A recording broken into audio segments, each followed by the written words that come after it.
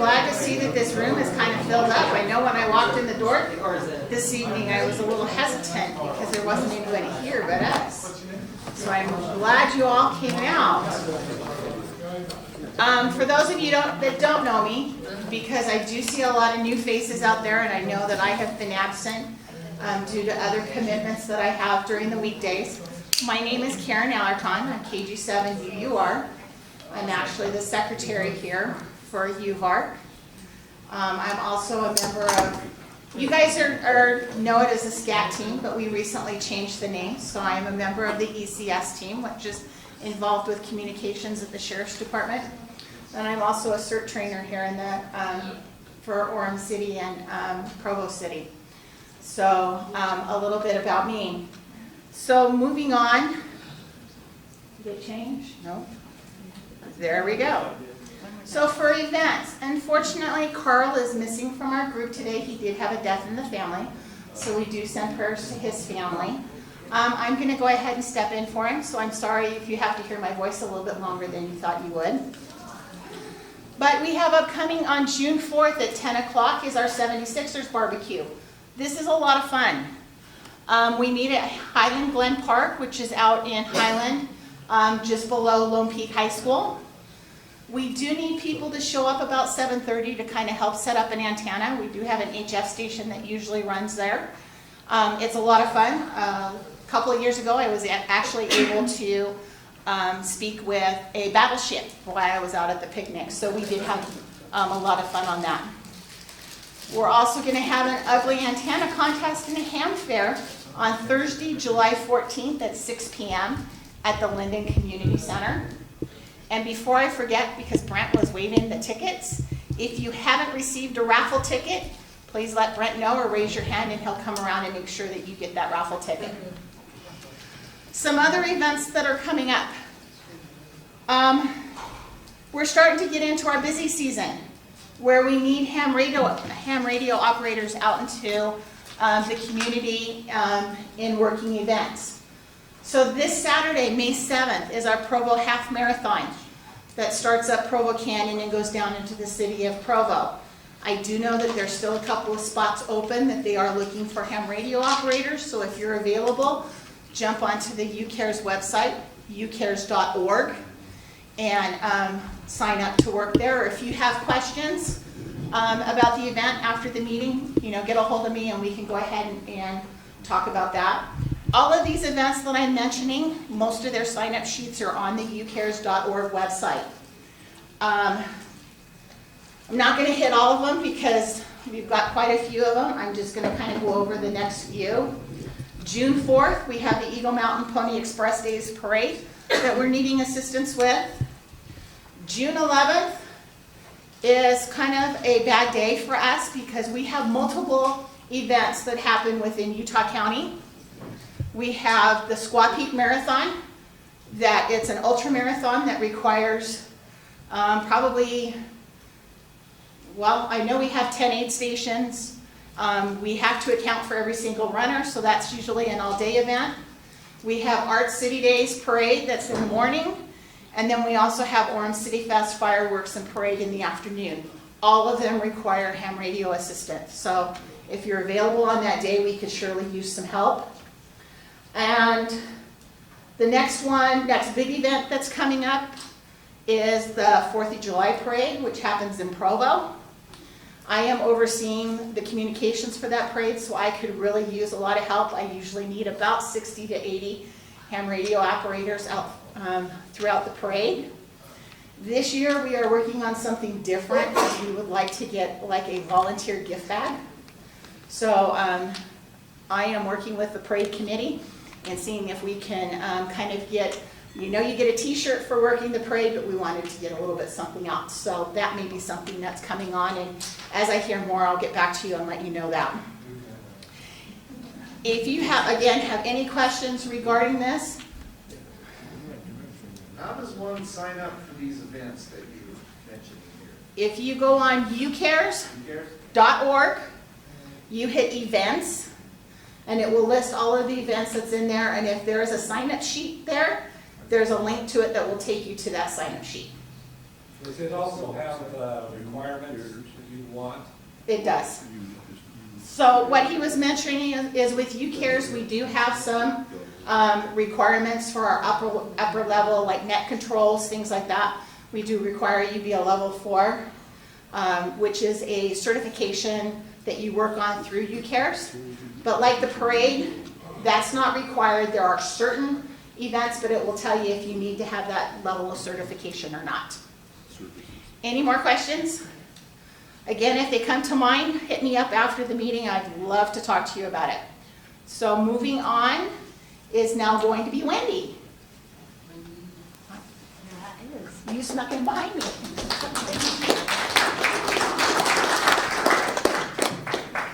Hey kids, how's it going today? Oh, I got thumbs up in the back. Okay. So, our next ham radio university is Saturday, May 21st. 9 a.m., 10 a.m., and 11 a.m. At the BYU Law School building. The doors will be locked. Please knock loudly. There are some really good classes going to be happening. I heard both the beginning classes and advanced classes. So, more information, show up. Because it's all, there's no sign up, there's no fee, it's just a good time to talk ham radio. Our big event, well, this year in the summertime is Field Day. Field Day is noon Saturday, June 25th to noon Sunday, June 26th. It is near Strawberry Reservoir. If you know where Trout Creek is, that's the area we're going to be in.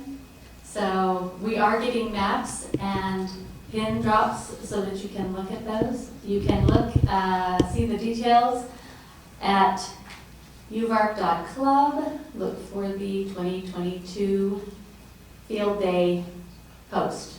Yes? Is it in a different place this year? It is in a different place this year. There are no trees near Trout Creek. So it's about 2 to 3 miles further down the road than we were before.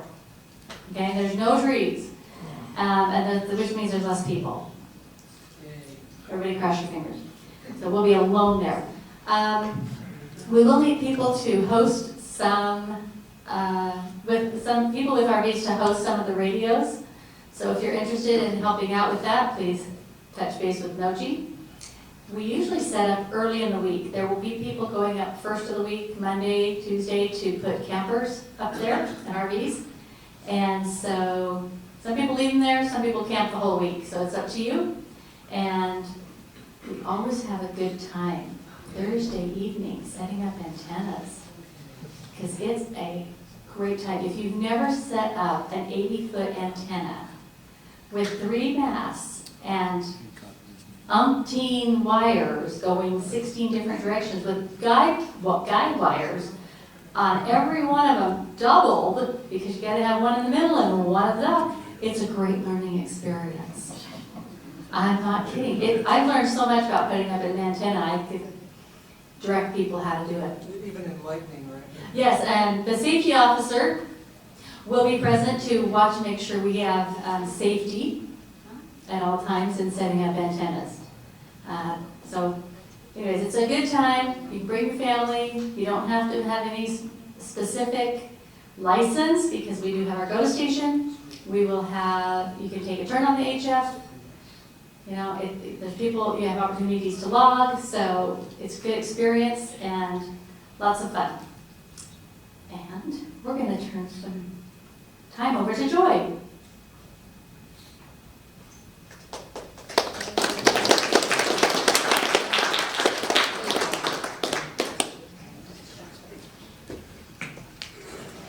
All right, I get the privilege of welcoming a bunch of new hams. We had like tons and tons. I went to the testing in one of them, and it's way, way busy. So if your name is on this list and you are in this room, please stand.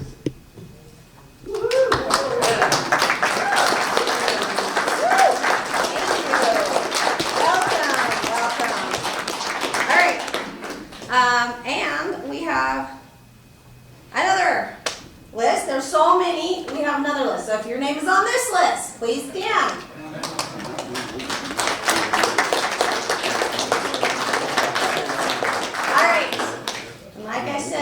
so busy that we have upgrades. And if your name is on this list and you got an upgrade, which I know my sister is in the room, Jennifer Ray, and anyone else who is upgraded, please stand. This is a hard test. Congratulations. Thank you so much. We're so excited for the new hams and for the upgrades. So that's awesome. And then, Noji, I guess you're next.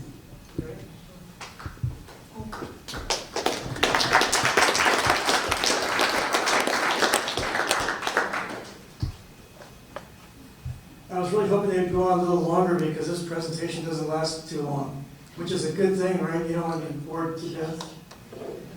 Let me just switch gears here, switch presentations. Oops.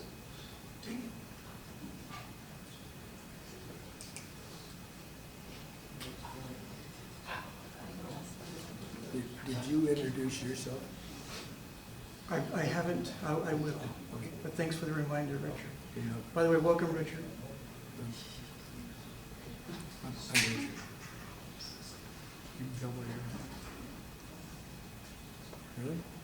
Yeah, it's not good. Thanks. I can't read. That's what I'm doing. Oh, yeah. I usually drop stones like falls.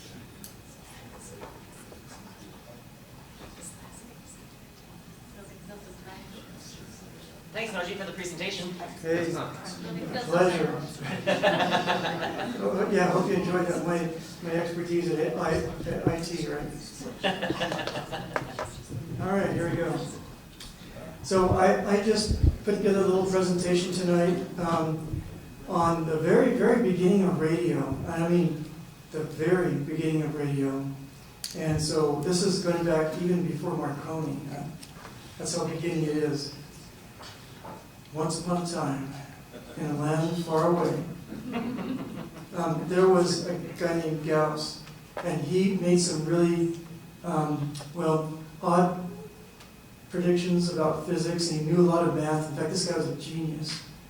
I think he did some amazing things in the first grade, as a matter of fact, as I recall. Anyway, that's not what this is about, but he came up with some equations and things that just blew his teachers away, and no one could understand them, until he died. But hey, it all worked out. It had to do with the electric field, magnetic field, which didn't even exist back then. So they had no electric fields back those days.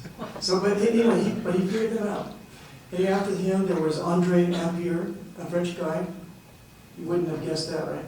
And then he came along and he came up with more equations and information about the magnetic energy. It was propagated through the air. And that was kind of fun too. And there was others, Michael Faraday, about magnetic induction, and it goes on. There's a whole list of people that kind of built the framework for all this math and the science to come together. But the thing is that nobody can actually put them all together to make, this thing work, which, there was a guy named James Maxwell, and he was a cool guy because he was brilliant. He was a mathematician, but what he did was he just put his brain to work one day, and he put all these things together, and he finally figured out that, magnetism, electricity, these fields, light, and so forth, they're all the same thing. Of course, people were, thought he was nuts, wanted to burn him at the stake, but gladly they didn't. And so he ended up coming up with theories and equations about how magnetic energy, light, and all this stuff came together. And he formulated 20 equations, which Oliver Heaviside later on came back and reduced it down to 4, which we have today, and that's what you show here. And no one could understand it because it was all Greek. In fact, it was mostly Greek. But hey, this is Maxwell and his equations, and he is very famous because this then formulated the beginning of our understanding. No, wasn't it Latin? Looks great to me. What do you think? There's rows and micros, and I don't know, these squiggly lines, they kind of blow me away. Oh, you could make a guess it's Egyptian, but... Yeah, Egyptian hieroglyphics. Yeah, same thing probably. Maybe that's where he learned it from. Oh. But he was just a smart guy. As a matter of fact, Einstein later on was commented on, saying, and people were asking him, gosh, you know, all the things you came up with and everything, don't you feel like you stand on the shoulders of Newton? You're that great of a guy? And he said, no, I stand on the shoulders of Maxwell. So he put Maxwell that high up on the pedestal on things that, you know, on discoveries about physics and what we know today about the electromagnetic spectrum. Well, that's all fine and good, except no one could ever put this into practice. So there was a guy in Germany named Helmholtz, and he was fixated with Maxwell's equations because they're so beautiful, well, to him. And he wanted to find some way to put this into real life, and he wanted to know if there was any practical application for anything that Maxwell came up with, because he was interested in light energy. And so he came up with all kinds of things on the way to trying to figure this out. He was the one actually that came up with the theory of conservation of energy, other thermodynamic laws, fluid dynamics, and so forth. But he was mostly obsessed with optics. That was his forte. Well, so the way we observe and perceive color and motion and so forth with our eyes, he was the one who figured all that out. It's still above my head. But one of the things he wanted to do was find a PhD student that he can kind of tutor along to come up with ways to prove Maxwell right. Because at that time in Berlin there was a big prize, you know, some humongous, you know, prize worth like $300, I don't know. But anyway, it was worth a lot of money to those guys. That's a lot of money back in those days. And they had, in order to get that prize for the department, they had to prove Maxwell right. That was one of the, I think, 3 different categories of prizes they could get. So Helmholtz thought, this is right up my alley, I want to do this one. And so he looked around for a student, and he ran into Heinrich Hertz, who was looking for a PhD. He applied at the University of Berlin.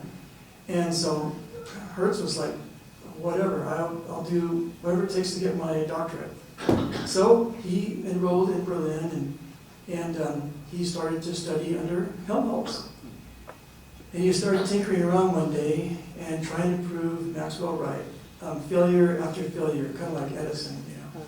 By the way, I just want to mention that Richard Leach is sitting in the front row here. It's his birthday. Happy birthday, Richard.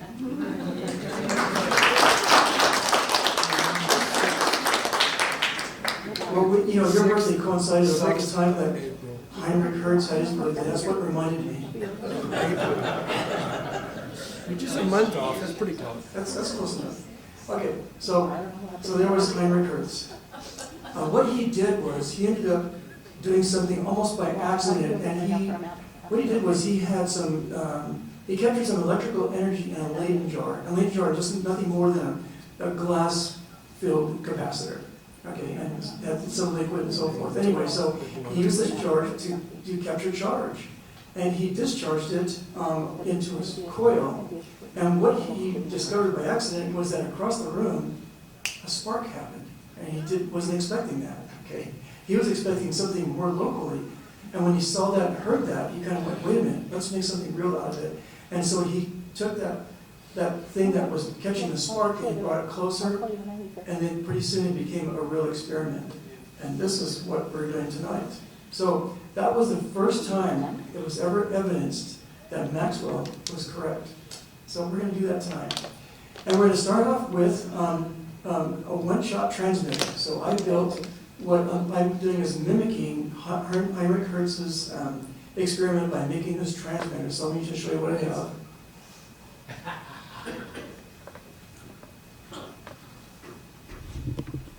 There it is. You can see the picture up there, but it's nothing more than just a couple of wires, and these 2 rods are attached to these pieces of aluminum foil that I hot glued together. I'm sure he used hot glue too, but it was pretty convenient. And the 2 rods are so close together that because of the high voltage that we can put between them, they actually cause a spark. So a spark will jump between those 2 rods. And when the spark jumps between them, what happens is it causes an oscillation to happen between these 2 rods. And as the oscillation occurs, then that then produces this wave that comes out from it. And that's what Maxwell was predicting. Oscillation, wave, okay? Now that turns electricity into a wave. Now don't mind these wires right here. They're to kind of hold this thing up for now. But anyway, so that's what that transmitter was. That's all it was, really. And he did the same kind of thing His looked a little different. And then his receiver was kind of like mine too. So here's my receiver. And again, it's just a pair of rods, which is a dipole. And my dipole is simply just hanging in midair. Essentially, I just use a couple of pieces of wood to insulate from everything else. And in between these two wires is simply hanging a neon bulb, just because I wanted to be able to see the thing. So you're not going to see a spark between the two rods. There's not enough juice between them in order to produce it.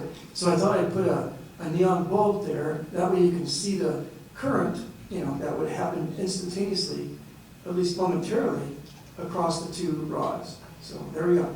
So what I'm going to do now is I'm going to reproduce Heinrich Hertz's experiment and prove him right, to make sure we can prove Maxwell right. So let's see if we can do that very thing.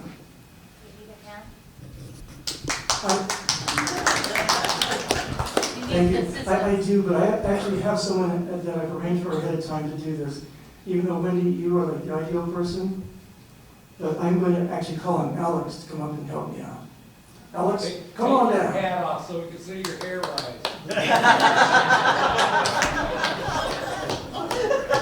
Don't worry, Alex, neither Alex nor any animals will be endangered by this thing. Yeah. All right, so I'm going to put the receiver down here. And here's my transmitter. And I'm going to be, and they're kind of close because they're not perfect, okay? And I'll see if I can hook these guys up. Do we have the fire department on standby? You probably need the fire department, yeah, to stand by here. Speed dial. Who knows? Not too far. Yes. It's probably about your insurance on your phone. Your warranty's expired. Oops. Backtrack to the phone. All right. So what I did, Noji's doing an experiment. Why don't you come down and say hi? Yeah. so just like what Heinrich Hertz did, I went and tore apart my barbecue grill, and I got this little snapping lighter. You've seen one of these things, and you just push the little button, and then spark, comes across. Of course, you can't see it too well. You see the sparks? What's your comment? How about now? Okay. So anyway, but it's supposed to generate a spark because this is the piezoelectric effect that it causes Can't a hear spark. you. Sorry. Noji McPherson. Where did I leave off? So this little guy here comes off of a barbecue grill. Actually, this one, I don't know where it came off, but anyway, you've seen these little things, and you push this little button, and it causes a spark. Okay, just like on your barbecue grill or your lighter or whatever. You've seen a lot of these things. But because of the piezoelectric effect, which is where this comes from, it hammers on that piece of crystal, and as a result, it'll create an electric field differential. And the electric field differential between the ground and this signal right here is strong enough to be about, good 8,000 to 9,000 volts. Okay, not a lot of current, okay, but high voltage. Let's see if it works. Okay, it works. So, you want to try it? Okay, he's good. So anyway, it does work, I promise. All right. So I'm going to now apply this same thing across my transmitter. So I got one wire here that's connected to one side. I'll put it on the ground. This guy. And he's connected to one side of the transmitter, and this other one to the other side. Did I say Noji McPherson? Oh my God. I think we know each other. That's an honor, actually. All right, so there you go. This is really all it is. It's just this igniter sparking across these two. That's it. That's all I got connected. Now, I'm going to snap this thing, and I'm going to see if Alex can tell if there's a spark. Test. Can you see the spark?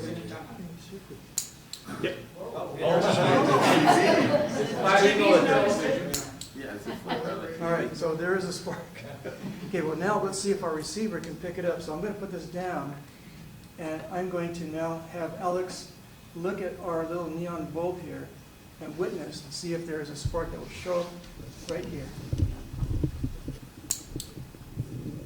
Very faint. Kind of hard to see. Let me get a little closer there. very faintly. You can faint, but you can kind of see it, huh? As I bring it closer, maybe a little even stronger. A little better, huh? So it is lighting up? It is. So as Alex is our witness. All right, it is showing up. Oh, wait a minute, you're not done yet. All right. So with that, it gets boring after this, but so anyway, that was the first time anyway that anyone's ever had electromagnetic radiation go through the air or whatever to the other side and be able to receive it. That's pretty close. And it's because I had to really change down the voltage a lot, because this little guy here, if you have the voltage too high, then suddenly what's going on is this is a very broadband signal, and it's going to interfere with a lot, and I'm going to have the FCC come after me, take away my license and so forth. So it's this very locally contained signal here. And this was the beginning of Spark. Go ahead, Bailey. Well, just year-wise, what are we talking about? I don't know, what was this, 18, I have this up here just a second. I thought it was like 1880. 1886 is when he applied at the school, so it was like a year and a half later that he did this experiment. So yeah. So here, let's see, piezoelectric igniter, capacitor, and the capacitor, by the way, is what these two pieces of aluminum foil are. They act as just simply storage, that's all it is. And the actual antenna is the rod between them. The spark actually doesn't, the spark will actually put out some broadband noise, static, but it's not the thing that's actually transmitting the signal. It's the rods, the antenna, that's actually doing it. And then our receiver is this dipole antenna neon bulb, and here I am trying to snap this thing, and once I do, there it is. It shows the spark right there. All right, and that's the picture of the neon bulb. So now we're going to take this a step further. So this is what Heinrich Hertz also did. Okay, he said, well, dang, there's not a lot we can do with this little tiny spark. Maybe we can make this spark last longer. Okay, and so he hooked this thing up to a generator. After some experimentation, did it right, and he just got on Amazon and got this little neon thing by God. And just like I promised, okay? So that's what I did, is I got this little neon sign transformer, and it's capable of, how many volts?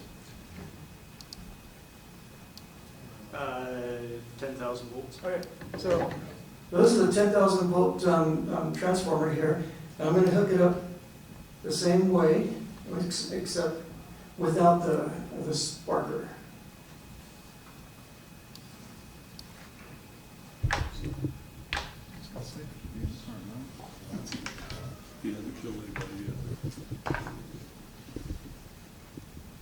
Yeah, it might just jump over to you. All right, so.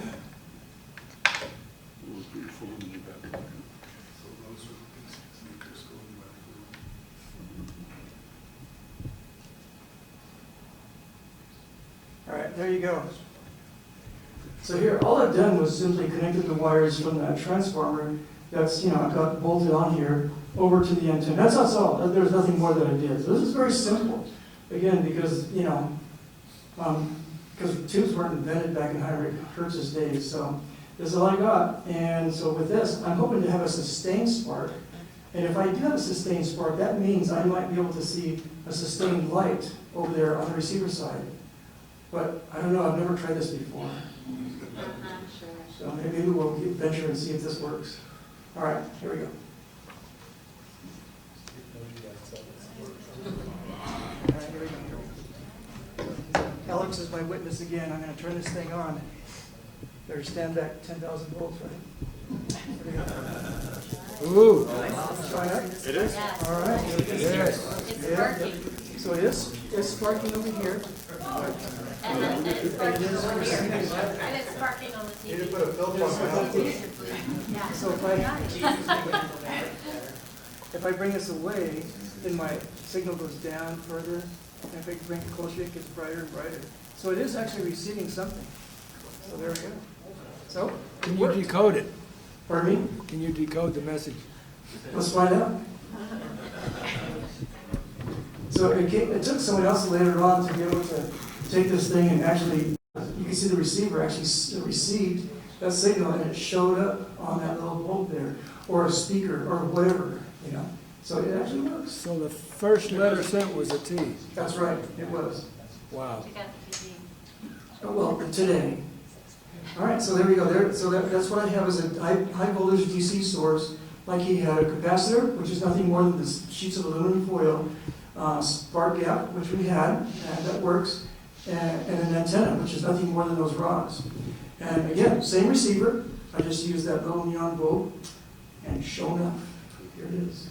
Now, so he concluded a few things about this. Hertz said, okay, because he was a scientist, right, he had to go and make his PhD papers and make it sound really good. So he said, there are a few conclusions about this. And what he said was, number one, that electrical energy can be sent through the air, which was totally unknown. I mean, it was theorized by Maxwell again, but no one can prove it. He proved it. Another thing was that Maxwell was correct about the fact that electrical energy and magnetic energy unavoidably interact, called today electromagnetic radiation. And so that's what he was actually showed to. So Maxwell, when he brought his equations out, people thought he was kind of nuts because it was always a separate thing, magnetism, electricity, light, and so forth. But he said, no, they're all the same thing. And then Hertz showed him he was right. Maxwell was also correct in that light is another form of electromagnetic radiation. He proved that too. Thirdly, well, he did more than this, but anyway, thirdly, also Maxwell was correct because the radiation has frequency. And he was able to measure that, which we aren't going to do tonight. And that frequency was related to the length of the rods and so forth. And it travels in waves, he found out. So since it has frequency, it has waves. And they're inversely proportional to each other, related only by the speed of light. And that's how he found that out. But he also found out that these newly discovered waves are essentially useless. You know, just kind of a fun experiment, fun toy to do in the lab. No one's ever going to make anything out of it, okay? But he got his PhD anyway. So, all due respect to Hertz. And that really is what he said. He says, this is pointless, but it was fun to do. All right. There are some real implications of Hertz's experiment, though, that we actually live with today. Radio, of course. That's why I brought it up. But TV, Wi-Fi, cell phone, radar, satellite, about body and medical scans, okay? GPS, navigation. These are all things that are a result of Heinrich Hertz's experiment. Microwaves, X-rays. Are there any others? Bluetooth. Pardon me? Bluetooth. Bluetooth, absolutely. Yep, so all these things come out of that experiment that's possible today because of that experiment. So, yeah. Anyway, a couple things I just want to share with you, by the way. Number one, please don't try this at home. Okay, it's going to kill some of your kids. You know, if it doesn't, it'll probably hurt them. So be very careful because it is a high voltage thing. Even a little sparker. Oh, what's that? Burn down your house. It'll burn down your house. Yeah. And as a matter of fact, I showed this to my grandkids last week as a dry run. You know, so one of my grandkids stuck a piece of paper right in the spark gap. Oh, gosh. and she, you know, I didn't know that she was doing that until I turned around and saw her. By that time, she pulled it out of the spark gap, and she was trying to get chased by the fire, so she was going up. The fire was going up faster and burned her hand, and she dropped the paper. And my sister, my daughter-in-law, caught it before it burned the carpet. So always safe. True story. Anyway, so if you wanted to see a video similar to this, not only much more professionally done, you can go to this link. And this PowerPoint will be available to you on the club's website if you want to download it and so forth. So the radio waves are often outside the amateur band, so you have to find some way to limit the power on your thing so you don't interfere with everybody in the whole world, because as you saw, it does cause a lot of interference. But you must attempt it, and you know where to go. Okay, we're going to have a Q&A, but let me just ask you really quickly. So where does the electromagnetic radiation originate? You know, and that's kind of a trick question. I don't intend to really try to trick you, but It's always there. It's always existing. it's always there. Interesting. So it's kind of always there, yeah, because the field starts with a charge. That's where everything in radio and electromagnetic radiation starts, is with a charge. And a static charge by itself does really nothing. It puts out this field, okay, called an electric field.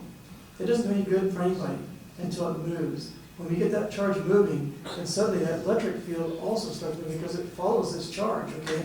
And when it does that, then we can start making use of this thing because we can send information. We can go charge move, charge stop, charge move, charge stop. And suddenly we're sending information along that electric field. It's a lot more complicated than that, but that's kind of how it starts. So yeah, absolutely, it starts with charge. And how far do radio waves travel? Where? And someone said infinity, someone said 3 miles. All over the world? 3.9175 miles. 3.9175 miles, okay. They go into space and keep on going, man. So they go into space, okay, very good. Welcome, Robert. So, yeah, you know, the truth is, yeah, when charge emits this electric field, it doesn't stop anywhere until something obstructs it or absorbs it, okay? If there was nothing there to absorb it, it goes forever. And that's why radio signals can be, you know, sent way far away and captured by like Voyager, okay? Real far away. So That's why first contact, they're gonna think we're all I Love Lucy. the Vegans, that's exactly right. Yes, exactly. Or Nazis. Yes, they think they're Nazis. All right. So, go ahead, Ralph. Honest questions now. So, thinking about the spark gap, I'm thinking about the original Marconi spark gap transmitters. I imagine those things had to have a lot of power They did.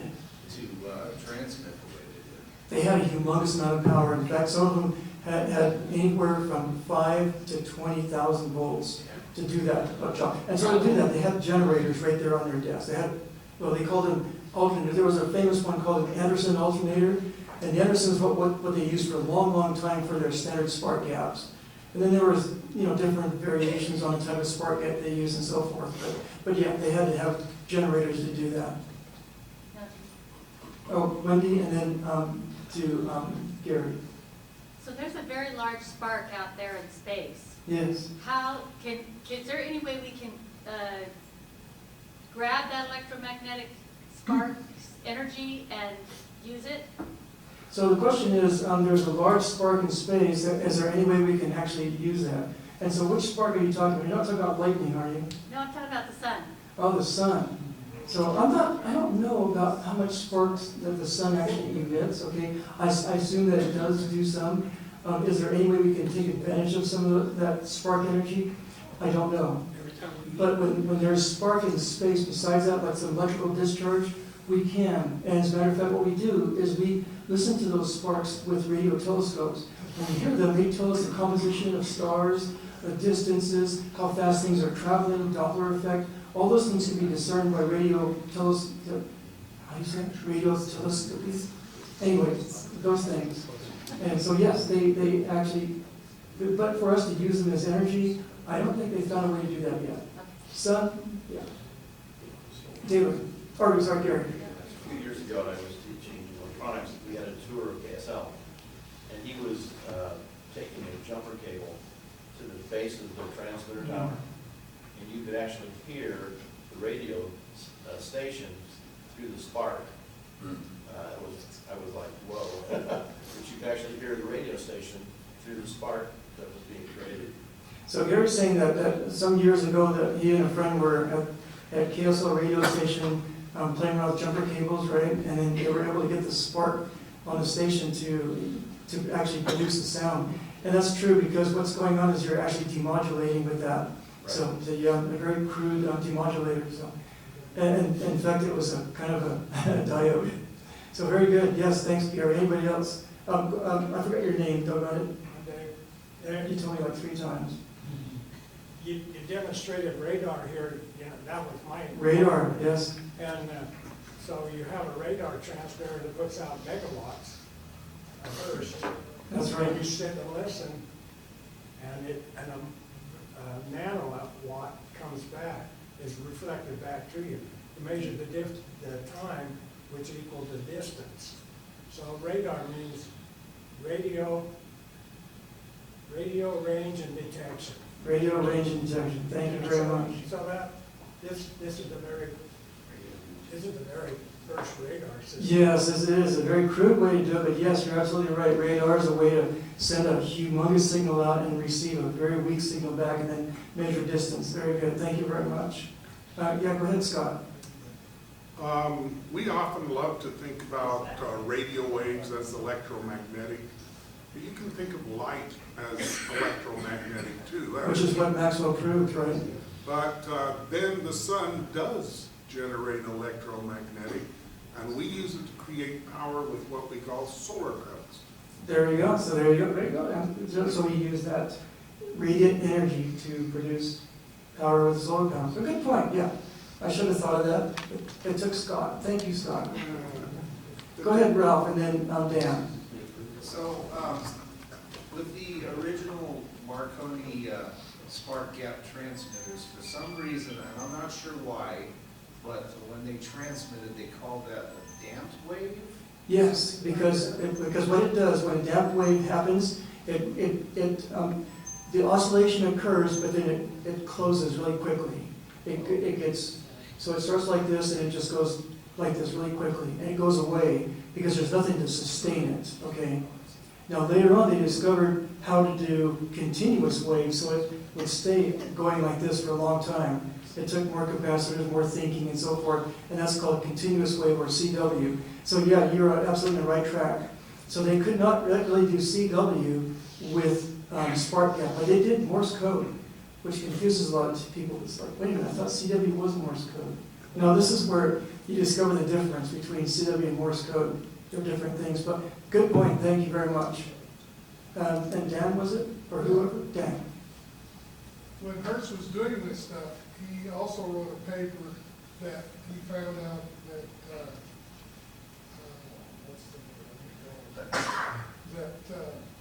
he put the dipoles this way, and they couldn't see each other. Yes, yes. Polarization. The polarization. Yes, he found that out too. Very good, yes. And then he also, he was the first guy to draw. He sent a wave out and picked it up on the back side. He moved the antenna this way. He drew a picture of standing wave. A standing wave. Okay, that I did not know. Yeah. So he actually drew a picture of a standing wave. Of a standing wave. I didn't know that. That's cool. Then the other thing he did too, I'm sorry. I did a paper on it called. Oh, very good. He invented the loop antenna.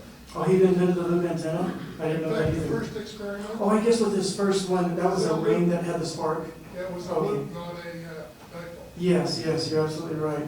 Yeah, I couldn't find any loops lying around the house, but you're absolutely right, yes. Go ahead, Ryan. Okay, I'm just wondering if you could do something like this with the setup. I saw something on this experiment. What they didn't actually demonstrate, it was just kind of theoretical. They were saying that Hertz was able to actually measure the wavelength because that transmitter was putting out the wave, and you take the one that's receiving it, and he'd move it back and forth, and where the wave peaked or where it crossed something, maybe it was phase shifted, it crossed something else, it would light up, move it further, and then it would go dark, and it would go further, it would come back on, move it dark, and where it was dark, or between the two light parts, you could find that's a half wave. Okay, so, well, okay, so there, okay, what you're talking about are absolutely results of a couple different experiments by a couple different people, okay? I don't know that Hertz did what you said, but I'm sure you're right because I don't know everything Hertz did, okay? But the fact is that he did spend months trying to figure out the wavelength because he knew there were waves, and he had to figure out through experimentation with lengths of his rods and so forth, distances and such. There was another guy that came along named Fresnel, and then he was another French guy who discovered that there were places where there were diffraction patterns with light. And he goes, well, can it be happening with electricity too? And he started looking into that, and sure enough, it was light, dark, like a dark, saying what you're talking about. So yes, and Dan, go ahead. He did that, but he did it using the standing waves. Oh, okay. Because there'd be a null, a peak, a null on the standing waves, and that's how he figured out the wavelength. Okay, very good. Okay, thanks very much. Let me see if I can try that. You know, the polarization. Who mentioned that first? Was that Ralph? Let's see if we can test the polarization of this thing. So I'm going to turn it on again.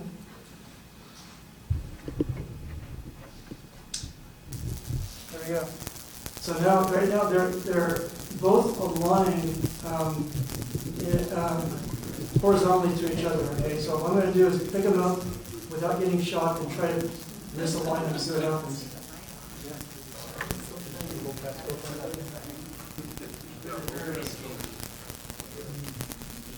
I just wanted to a witness here. So let's see. Well, we can see the light right now, right? So what I'm going to do is turn this sideways so I can move it around. Is it still going? Still lit. Okay, so I'm going to turn this 90 degrees. It's off. It's off. It's off. So that means this wave is polarized. Huh? Yeah, very good. Thank you.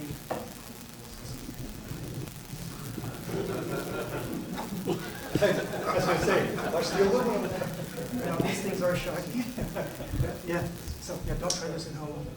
But yeah, so I should have thought of that myself, but you know, congratulations to whoever that was that thought about polarization. Very, very good. Anybody else before I shut her down? Okay, I got a question. Yeah, Alex. Just for an idea of what kind of voltage is being induced on the receiver, what is the lighting, the minimum amount of voltage for that neon bulb to light? This particular neon bulb, I bought this off of Amazon. I think it minimum is 60 volts. So that's about what it's seeing. The current is very, very small, of course, but yeah, it's 60 volts. So that means that it's actually producing that on that receiver side. But it's pretty dang, and so when you start moving it away, then of course it gets so bad that you can't see anymore. And that's, correct me if I'm wrong, that's inverse square law, right? That's right, inverse square law. Thank you very much. Very good. Gary, and then... I don't know if you've ever seen it. When I was in high school, the guy that was our maintenance guy, he had this little radio and I was playing with it. But it had a mechanical oscillator. And so it had like a vibrator in it that was oscillating, and that created the oscillation of the radio. I had never seen that before. Yeah, you can do a mechanical oscillation, that's for sure. I don't think there are too many people that still do that anymore these days, you know, because it's kind of inefficient. But yeah, you can do that. And then, what was your name again? Rob. Rob, and then Dan. Well, everybody pretty well knows it, but when I first started with radio and electronics, it was always cycles per second. Everything was cycles. Cycles per second. Cycle, and in honor of Hertz, they changed that to Hertz. Took me a long time to adjust to kilohertz instead of kilocycles. You know, and I never did mention that. That's a good point, too, that the cycles per second was renamed in honor of Hertz. So we call it Hertz nowadays. Thank you. Very good. Dan? Well, the old cars have mechanical. That's true. Yeah. Points. Yep, they have the points and the condenser, right? They have to store the energy and spark. Then the trivia I want to say was originally that wave was called a Hertzian wave. Yeah, Hertzian wave, yeah. Now they invented radio, then they changed the name. Yep. It was Hertzian wave for quite a few years, 20, 30 years. You don't remember that though, right? No. Okay. Just making sure, Dan. All right. Very good. One last hand and we got to quit. It's longer than you thought, huh? Well, we're still way under time, but oh, yeah, you're right. Anyway, thanks everybody. Appreciate it.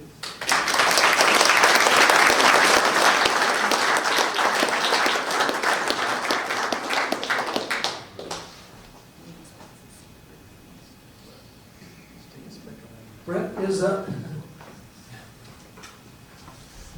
Okay, so first of all, can everybody hear me in the back? Just fine, okay. My voice tends to carry, so I really don't like having to use microphones unless I really have to.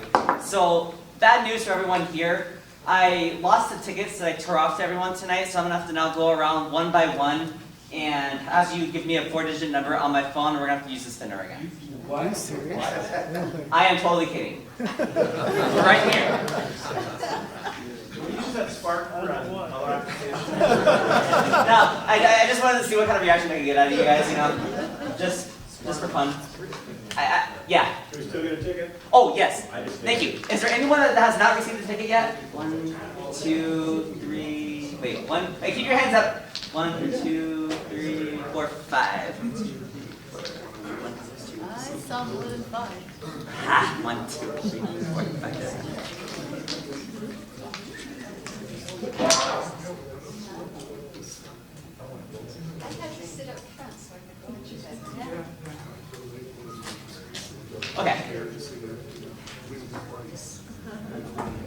Sneak by you there.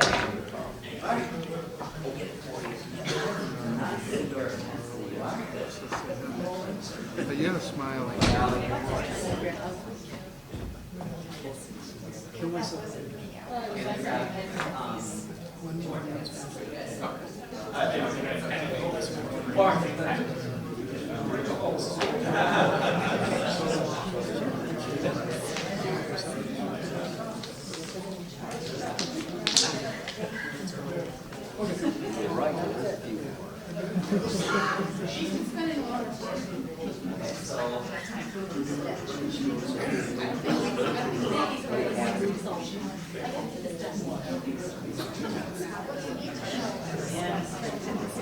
Okay, is there anyone else that I missed?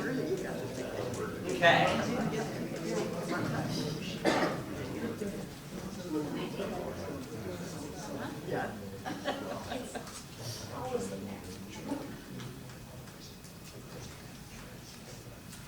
Okay, so here's our prizes tonight.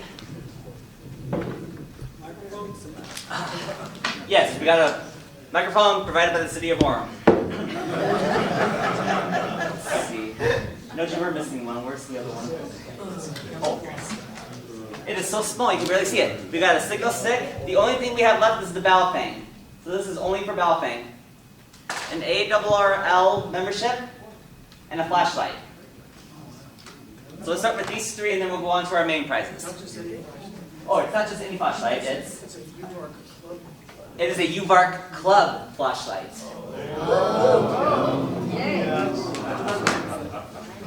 Oh, make sure I got my. Okay.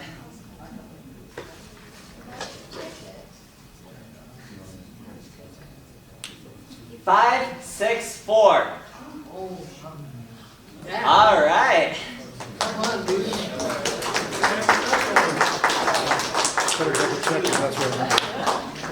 You have everything but the ARRL membership. Yeah, figures.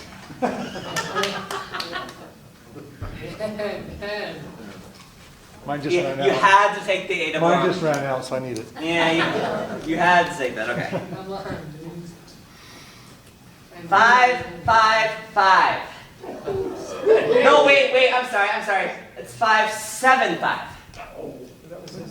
No, that's not fair. That's me. 5, 7, 5. Come on up. He doesn't bite. I'm sorry, okay. You guys are getting smarter with my Magic trick. with my, what's the word, Noji? With my teasing. So I had to figure out a new way to do this. I memorized one ticket, and I said to myself I was going to call that ticket out just at random. And unfortunately, yours was the easiest to remember, so. Okay, do you have the signal stick or the flashlight? Well, let's beat him up after. Well, flashlight, oh, wait, watch. Look at the camera. Beautiful smile, by the way. Okay, last up is the signal stick. And by the way, if those of you who do not have belt things, this makes an excellent whipping tool for your kids. I grew up in the generation where you whack your kids, so if that gives you any idea of how I turned out the way I am. Show us some marks. No, I'm good. He must have welts all over his butt. 5, 7, 4. Right back there, all right.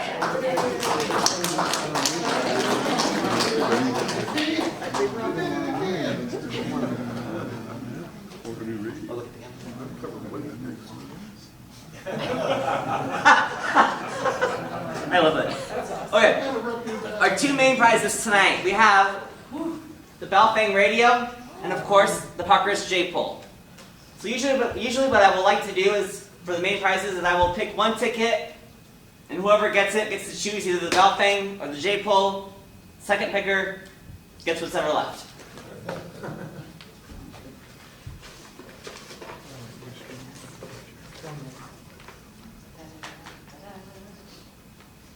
Okay, well, it's not 555.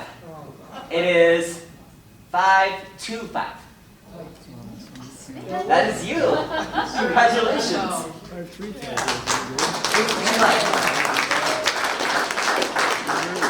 You got it. Oh, by the way, I forgot to mention, this antenna comes with free installation. Thank you. The belt thing does not come with free installation. And the winner of the Valve Fang is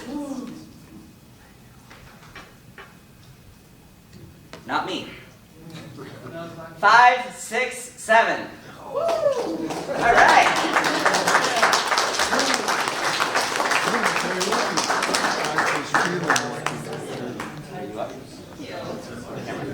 And let's give a big round of applause for our winners.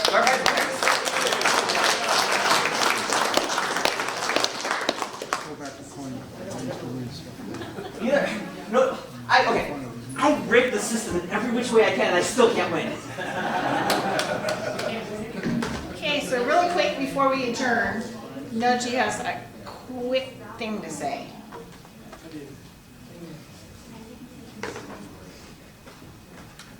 Hello. That wasn't it. I just wanted to announce that Wendy, our activities chair, will retire this year. Now, probably several of us should, but anyway, she is for sure retiring. She's moving on to bigger and worse pastures, but Wendy is stepping down as activity chair at the end of June, I believe, just after field days. So, if we have anybody out there who is willing to sacrifice all of their family time in order to do this job, please let us know, and we'll put you in the ring for our next election. So, there you go. Anyone who wants to just contact one of us in the leadership, and we'll see if we can't get you in there and have you elected in. Back over to Karen.